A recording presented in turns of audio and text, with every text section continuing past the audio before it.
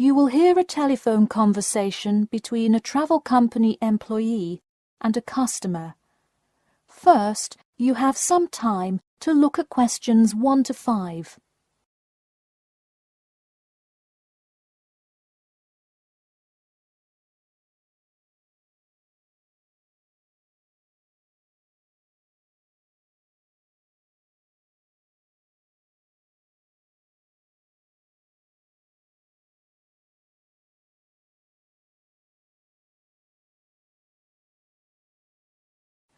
You will see that there is an example which has been done for you.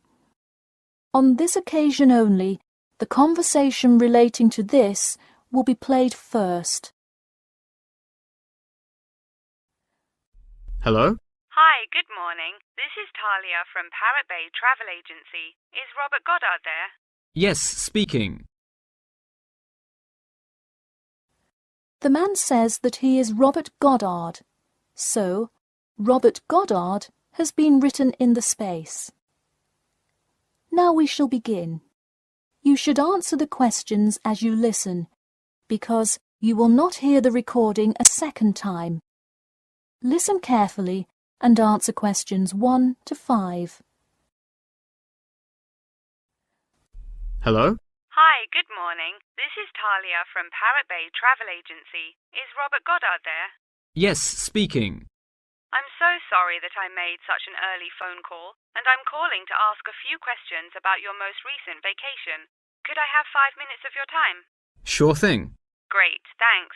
Now, I see here that you visited Melbourne. Was this your first visit to Melbourne? No, I have actually been there twice before. I see. Now, what would you say was your favourite part about Melbourne? Well, I did like seeing the exotic wildlife, and there are great sights to see, but I have to say I was most impressed by the amazing weather. Yeah, the weather there is amazing.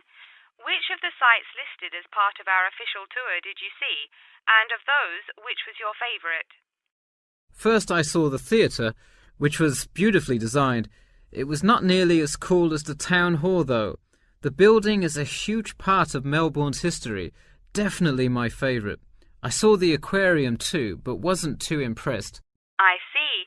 Yes, people often have great reviews of Town Hall. Now, I would like to ask you about your dining experience. Did you enjoy the food there? Absolutely, I loved it. I'm glad to hear it. Could you tell me a little bit about what you most enjoyed about the food? Being such an international city, I loved the variety. I could find any type of food I wanted, whether I wanted seafood, burgers, or anything else. You name it, and they had it. Did you drive to Melbourne? No, I flew. I thought about going by train, but in the interest of time, I decided to go by plane. Right, I see. Before you hear the rest of the conversation, you have some time to look at questions 6 to 10.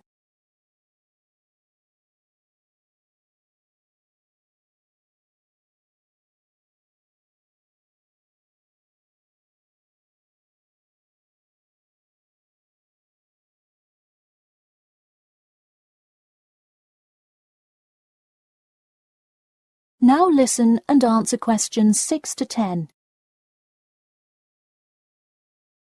And would you mind telling me whether you are under 20, between the ages of 20 and 40, or older than 40? It would be nice if I was still under 20.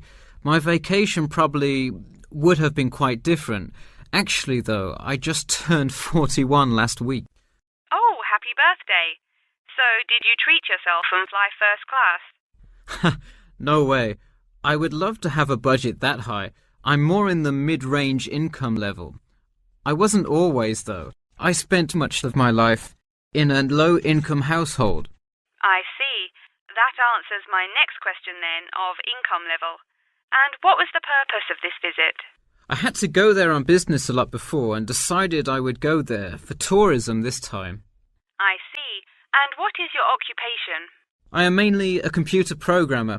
I also write for a travel magazine on the side, which is why I visited Melbourne before, but it's not my main source of income. I see. Wow, it sounds like you work a lot. Yes, I am very busy, which is exactly why I took a nice week-long vacation to Melbourne. I completely agree. Would you care to comment on your accommodation? My hotel was a good value. Staying in the city can get really expensive, so it was nice to find such a good price for the location and quality. I'm glad I didn't end up in some cheap motel in the middle of nowhere. I'm glad you didn't either. Well, thank you for taking part in our survey, and I'm glad you enjoyed your vacation. No problem. Take care. That is the end of section 1. You now have half a minute to check your answers.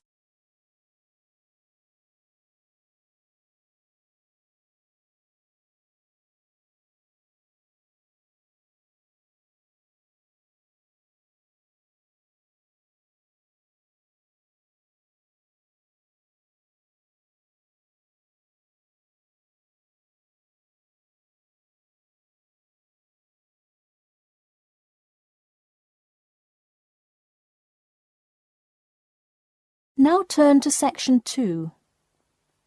Section 2.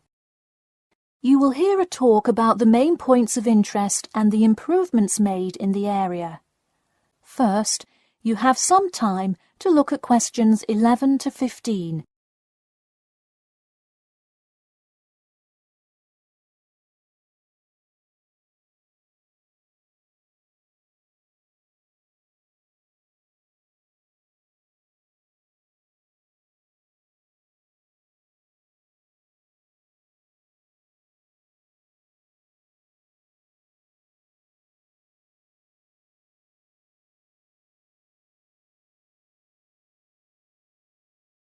Now listen carefully and answer questions 11 to 15. Thank you all for coming to our community meeting. As you know, we're excited to unveil our improvement plan as we look forward to the influx of tourists in the summer months. I'll start with a quick overview of the main points of interest in the area for anyone who may not quite know his or her way around yet, and then I'll get to the improvements made. First off is my favourite, the Science Museum, which is on the corner of St George Road. If you have not visited yet, I encourage you to go before the busy season. It is absolutely spectacular. There is even a flight simulator you can try out. Just west of the Science Museum is the National History Museum. It's a sight not to be missed as well, with each floor devoted to a different era in our nation's history. There are special exhibits for children with interactive games and fun history lessons too. If you're looking for parking, it is available on the intersection of Queen Street and South King Street in the car park. Standard hourly and daily rates do apply. The best place for souvenirs is the shopping mall, though it gets extremely busy during peak times. You can get there from the Tube or the entrance on Timber Road, just south of Cornwall Road. This area has students everywhere, usually from the primary school across the street from the shopping mall. Classes often take field trips and engage in guided tours through the area. So that's the overview of the main sites, and hopefully by now I've given you a general idea of the area. Before you hear the rest of the talk, you have some time to look at questions 16 to 20.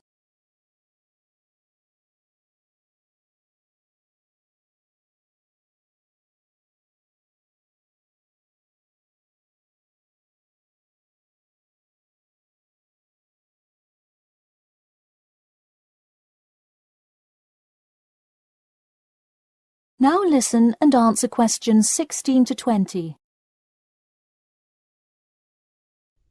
Now I'm going to outline the improvements we have made in our efforts to make the experience even better for each and every one of our visitors. You probably noticed when you first drove into the car park this morning that there is now additional signage to help avoid confusion. The directions were not entirely clear at first, so we have increased the number of one-way signs indicating the correct direction of traffic flow. Not far from there, in line with our mission of giving back to the community, we constructed a brand new playground for the primary school. It is really something to be excited for. The equipment is state-of-the-art and includes swings, a small climbing wall, and even an obstacle course. Now we'll head north and take a look at the Science Museum. In response to our feedback from past visitors to the museum, there is now free information available outlining not only upcoming IMAX showings, but also natural wonders like meteor showers, eclipses, and other cool natural events. The Science Museum isn't the only museum improving the experience of its visitors. The National History Museum has added an entire new wing to its facility to accommodate the large crowds of people gathering to see the Civil War exhibit, Inventions Timeline exhibit, and other wonderful sections of the museum. The increase in space will definitely give a more calm, comfortable experience for visitors. And finally, remember when there was actually a line at the mall entrance from the tube station? It was terrible trying to get anywhere from the tube because foot traffic got so backed up sometimes. We have addressed that by adding another entry point into the mall from the other end of the platform to disperse the crowd. So those are the major improvements we have made. Clearly, having too many people that want to visit and enjoy what our community has to offer the public is a good problem to have, and I am confident that we have made the changes necessary to accommodate the growing interest in the area. As always, we welcome any questions, comments, or concerns about the new improvement plan. In a few minutes, I will open up the floor for questions, but you can also contact me or any other board member by email or through the city website. Thank you for coming, and I now encourage you to stay for the questions and answers panel occurring between now and 10:30. That is the end of section 2. You now have half a minute to check your answers.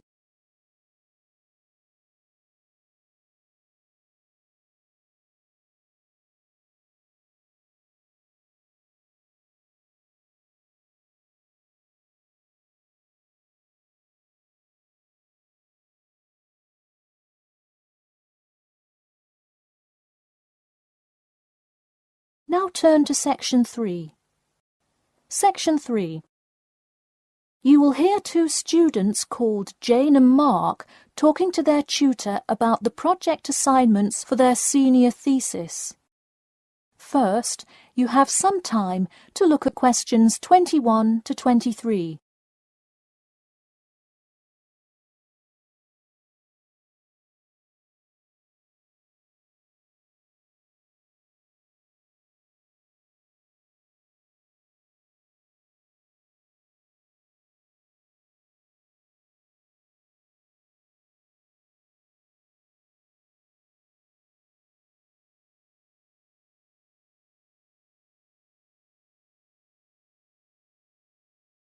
Now listen carefully and answer questions 21 to 23.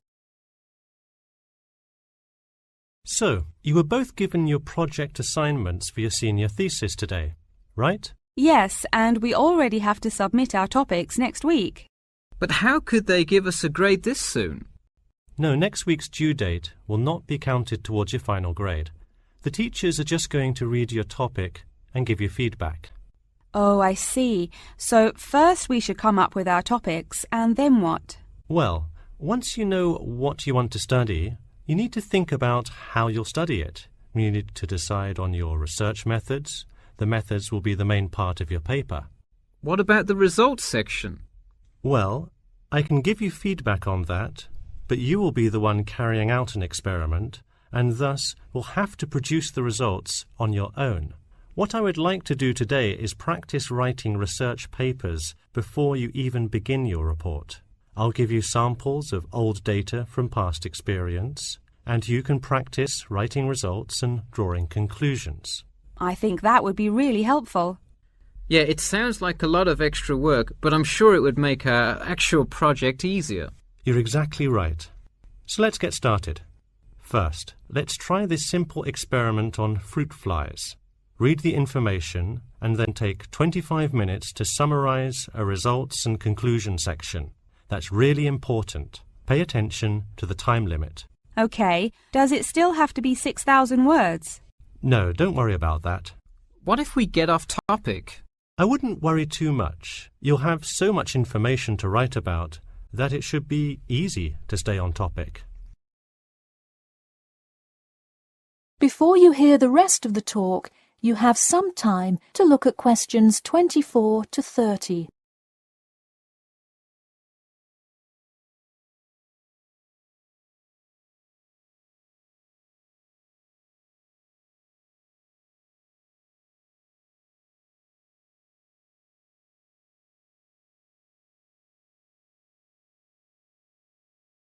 Now listen carefully and answer questions 24 to 30. But what about other sources? Well, for this assignment, you can use the one from your textbook. In your actual paper, you should find old experiments that support your topic. So do we need to find different types of sources? For instance, should I be conducting lots of interviews to use in my paper? No, there's no need to conduct lots of interviews or anything like that. OK, I'm ready to get started. I'm still a little confused, though, on how we should format our paper. Don't worry about it for now, but on your final paper, make sure to pay attention to the format. It should follow the guidelines exactly. Oh man, I'm starting to understand why they give us all semester to do this. Are there any other small details like that we should know about? Not a whole lot. Make sure you provide 2 copies. One for your teacher, of course, but one for yourself as well. And of course, you know the due date, right? It's April the 11th, right? What? No, it's May 11th, right? Yes. The due date is May 11. Write it down. Oh, wow, yeah, I need to note it. Also, I'm having trouble finding information on my topic. What if I can't find enough good sources? It's all right to change your topic. Just make sure to do it before the beginning of April. Oh, really? Wow, I'm definitely going to change it then. Just make sure to write a note to your teacher, letting him or her know. OK, so getting back to writing this sample paper, where do we start? Should I just explain the experiment and what happened? Well, you need to start with your hypothesis, what you think will happen, and then describe your procedure. Then you can write up the results and your conclusions. Oh boy, I don't know if I can handle any more instructions. That is the end of section 3. You now have half a minute to check your answers.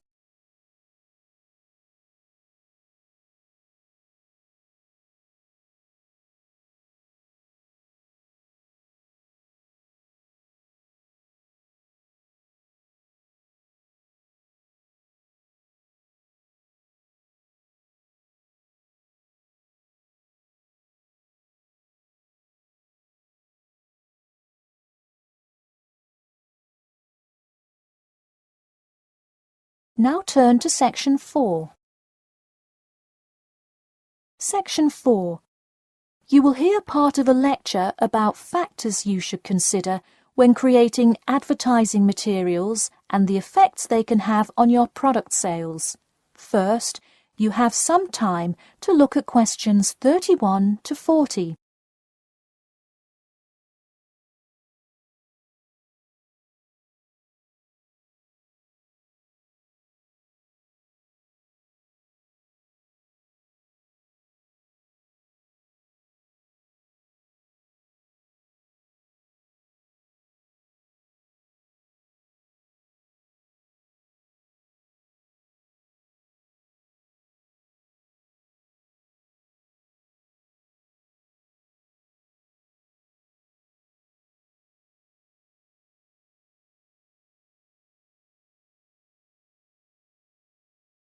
Now listen carefully and answer questions 31 to 40. Hello class, and welcome back to Marketing Strategies. This week I will expand upon last week's lecture by talking about factors you should consider when creating advertising materials and the effects they can have on your product sales. Lesson 1. Limit your advertising to the geographic area of your target market. Though you may have a product that people want in a large area, The distance that customers are willing to travel is a significant factor in their choice of where to purchase that product. Take this example. If you're really hungry and decide you want a burrito, would you choose the restaurant that is a block from your apartment, or the one that is just as good, or even slightly better, across town? Of course, you'd pick the closer restaurant. Next, there's the method of communication to your target market. How do you decide among radio ads, TV commercials, flyers, or even word of mouth? While we often think of the visual presentation of ads, there's much more to advertising than the look. Studies show that consumers are much more likely to remember advertising slogans if there's also a sound plate. Did you know that your sense of smell is closely linked with memory? Think about Mandy's candy store up the road. Every time you walk past it, you can just smell the chocolate, right? I bet you can almost smell it now. Just mentioning the name brings about the smell memory and, in turn, a chocolate craving. What better way to sell chocolate bars? Obviously, sometimes appealing to the senses isn't the most practical way to advertise. For example, it's a good idea to come up with a marketing strategy that adapts to the product, especially digital products. The flexibility of this kind of products is extremely important, so it's very common for advertisers to form one single layout for all of their ads, the visual, the medium, even the majority of the content, and simply update the ad each time they come out with a new version. Remember, advertising is all about stirring up the right feeling in your potential customers, whether by stimulating the senses, appealing to the intellect, and so on. Once the customer experiences the ad, the important thing is his or her reaction. Someone could love the ad you made, but unless he or she considers buying the product, you've failed to get the reaction you were looking for.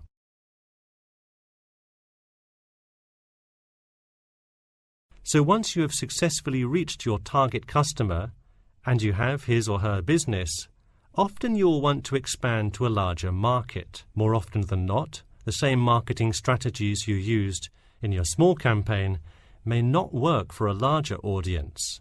The larger you scale your product, the more factors you must consider. For instance, Apple operates worldwide, so they must tailor their advertising for each market they enter. Often you'll see Apple ads on international flights that appear not only in English, which is the lingua franca of most regions, but also in the native languages of the majority of passengers. I travelled to Russia last week, and it was really interesting to see the same Nike ad that I've seen 100 times, except this time it was in Russian. Okay, going back to the medium of the advertisement, even after choosing to create print ads instead of radio announcements, television commercials, etc., there is more to consider. If you print your ad in a newspaper, it will be read by a far different audience than if you print your ad in a popular magazine. Would you put an ad for the new Justin Bieber album in a newspaper? Probably not, because that product is most suitable for youths. Let's face it, do you know anyone under the age of 25 that buys a newspaper? No. Now let's try a few strategy exercises. Imagine you're a company that is aiming to improve the environment by making products that reduce human waste. How would you advertise your product? Clearly it would send the wrong message if you put up flyers or other materials that cause lots of waste paper. Consider instead putting commercials on the Health Channel or buying ad space on websites like UNESCO. Or here's another example. What is one great place to advertise suntan lotion? How about a swimming pool? It has the exact group of people that need the product. All right, one last thing. Let's say you're filming a commercial for a water filter pitcher. What would be good scenery to use for the background? Think about somewhere calm and relaxing with clean, fresh water. Can't you see how much more effective a commercial with the beautiful scenery and flowing rivers of a national park would be than, say, water dripping from a tap.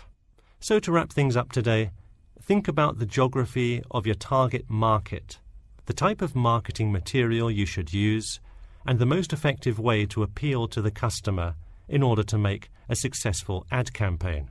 That is all I have for you today. Make sure to read through Chapter 8 for Monday if you have not done so already. Okay, now I'd be happy to answer any questions you may have. That is the end of Section 4. You now have half a minute to check your answers.